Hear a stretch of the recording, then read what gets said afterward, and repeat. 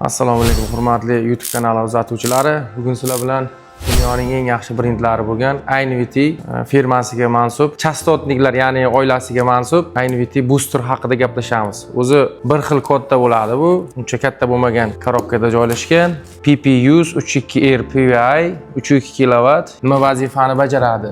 Suv nasosi bor. Aytaylik 0.75, 0.5, 3.5 kW gacha bo'lgan, 3 kW gacha bo'lgan suv nasoslari bor. Ushbu firmani o'ziga tegishli chastotniklarimiz bilan qo'ysangiz, masalan, siz minimalniy 8 ta yoki 10 ta quyosh paneli 620 wattligidan hisoblasa 8 dona yoki 9 dona 10 donagacha panel bilan ishlatishingiz mumkin обычный holatda. Endi bu bizga nima qilib berishi mumkin? Chastotnik boosterimiz chastotnik bilan hamkorlikda bir-biriga ulangan holatda, aytaylik sizga 2 kWlik suv nasosi bor, 10 ta yoki 8 ta quyosh paneli qo'ymasdan 6 ta, 5 ta, agar 1 kW gacha bo'lgan bo'lsa 4 ta, 0.75 bo'lsa 2 ta, 3 ta quyosh paneli bilan ham mana shu yordamida ishlatsanglar bo'ladi. Hozir buni endi ochib ko'rib sizlarga tanishtiramiz. Ingliz tilida nima deydi? Unpacking deydimi? Shuna qilib ko'ramiz ham endi. Xo'p, ko'ramiz buni ichida nimalar bor. Bu asosan katta kilovatlar uchun bo'lmaydi. O'zi bir xil modelda chiqqan Aynvity tomonidan. Opa, korobka. Hech narsa yo'q. Orqa tarafi. Sizlarga ko'rsatib o'taman. Qani. Opa. Shunaqa ko'rinishda bo'ladi.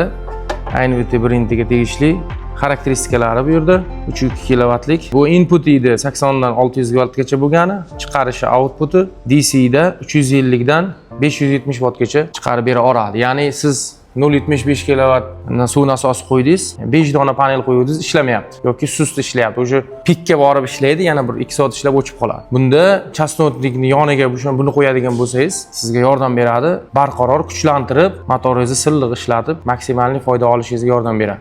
Ichini ochamiz. Kichkinagina mexanizm bo'ladi. PV kabel, ya'ni quyosh panelidan kelayotgan tok kirishi plusi, mana bunisi minus. Bu esa zazim liniyasi, mana bunisi 0.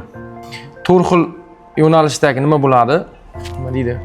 AC kabeldan, kichkina AC kabeldan chastotnikni o'ziga bir-biriga bog'laydigan nimasi bor. Buni video davomida telefonda bor edi, ko'rsatamiz. Chizibmi yoki qanaqadir to'liq xarakteristikasini chizib sizlarga ma'lumotini berib o'tamiz. Kimga kerak bo'lsa foydalaninglar. Qiziqarli ma'lumot bo'lgan bo'lsa bizga obuna bo'lib qo'yinglar. Bundanda qiziqarli ma'lumotlar ulashishimiz uchun bizni nima deydi? Qo'llab-quvvatlanglar. Sizlar bilan Megawatt.uz jamoasi. Narx-navosi ham uncha qimmat turmaydi. Hozirgi kunda 60-70 dollar atrofida narxi. Kimga kerak bo'lsa murojaat qilaverasizlar. Sotuvda mavjud hozirgi kunda.